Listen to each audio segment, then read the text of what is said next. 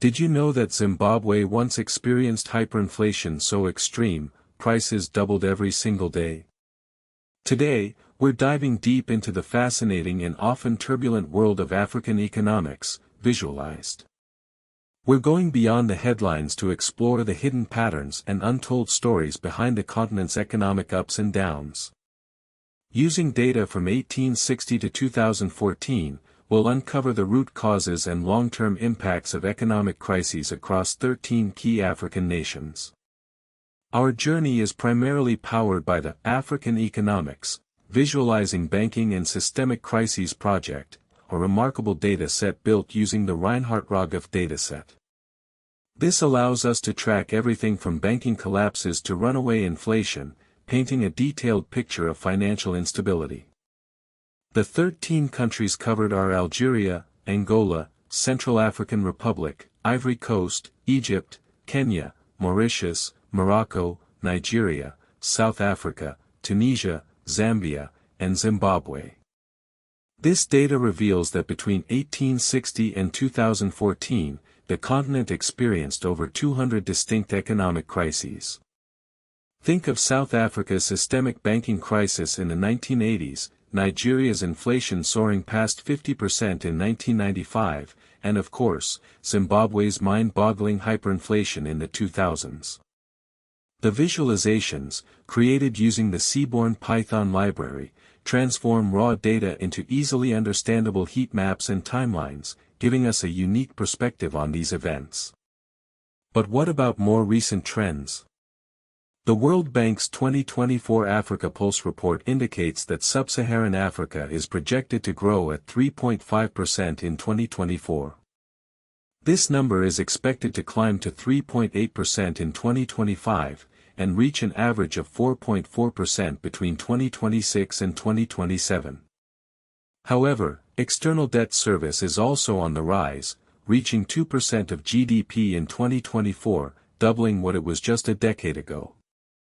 Now, let's delve into some lesser-known details. Take the Central African Republic, for instance.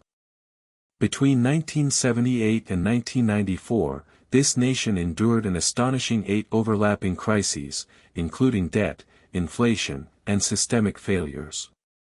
This period of intense instability was largely linked to the post-independence coups under Jean-Bedel Bokassa. On the other end of the spectrum, we have Mauritius. This island nation stands out as a remarkable outlier, having recorded 0 systemic crises between 1860 and 2014.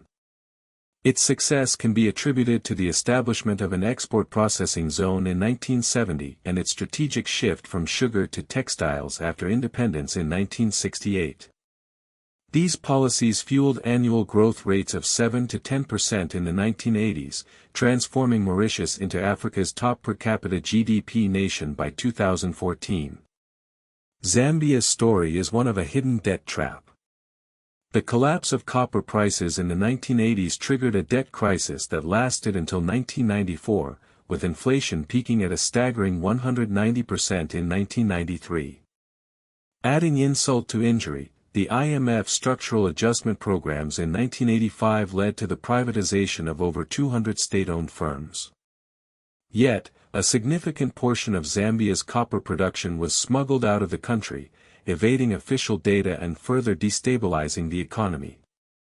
Nigeria also had its share of economic woes in 2009, a banking crisis saw 10 out of 24 banks fail, burdened by $12 billion in non-performing loans. This crisis was triggered by a sharp drop in oil prices, plummeting from $140 per barrel in July 2008 to just $40 in December 2008. Small and medium-sized enterprises, the backbone of many African economies, face unique challenges. A 2024 UNCTAD report reveals that 32% of African SMEs cite access to finance as their biggest barrier in 2023. Currency volatility adds another layer of complexity, increasing costs by 15 to 20% for import-reliant firms in Nigeria and Kenya. How have these economic crises shaped the course of African history? A staggering 70% of crises occurred after the wave of independence movements in the 1960s. Visualizations reveal a recurring twin crises pattern. For example, Angola's debt and inflation crises during its 1980s civil war cost the nation approximately 15% of its GDP annually, hindering diversification away from oil. The period between 1982 and 1994 is often referred to as the lost decade, marked by widespread debt crises across the continent. African external debt surged from $60 billion in 1980 to $300 billion in 1990. Egypt's default risk in 1984 even triggered a US $1 billion bailout in 1987, tied to the Camp David Accords. Hyperinflation is not a new phenomenon in Africa. Zimbabwe's 2008 hyperinflation, though extreme, had precedents in Zambia's 1993 crisis and Angola's 1994 crisis. These examples show how dependence on commodities like tobacco in Zimbabwe and oil in Angola can amplify economic shocks. Critically, these crises reduced average GDP growth by 2 to 3% annually between 1970 and 2010, compared to global peers. South Africa's apartheid-era isolation, while containing crises domestically, fueled regional spillovers, such as Zambia's refugee influx in the 1980s. What does the future hold? While some countries are projected to experience rapid growth, these gains may be fragile. The World Bank notes that 73% of employment in Africa is in the informal sector, highlighting the vulnerability of small firms. The African Continental Free Trade Area, launched in January 2021, could unlock a $3.4 trillion market. However, historical crisis data underscores the need for greater stability.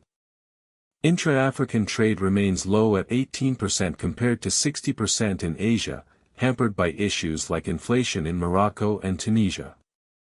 Debt pressures persist, with debt service reaching 2% of GDP in sub-Saharan Africa, echoing the challenges of the 1980s. Nigeria's $100 billion-plus external debt raises concerns about a potential repeat of the 2009 banking crisis. Yet, there are signs of resilience. Kenya's tech hubs, such as Silicon Savannah, have generated $1 billion in remittances, bypassing historical banking fragility. It's important to acknowledge the data gaps. The Reinhardt-Rogoff dataset omits pre-1860 colonial exploitation, potentially underreporting famines and inflation under Ottoman or British rule.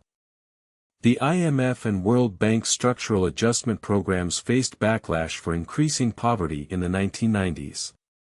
The oil curse narrative often overlooks issues of corruption and revenue mismanagement, as seen in Angola. South Sudan's projected growth is viewed skeptically, given its high poverty rate and recent civil war. Finally, Zimbabwe's hyperinflation data was often suppressed, with parallel market rates far exceeding official figures. Africa's economic story is complex, challenging, and constantly evolving. By visualizing the past, we can gain insights into the present and strategize for a more prosperous future.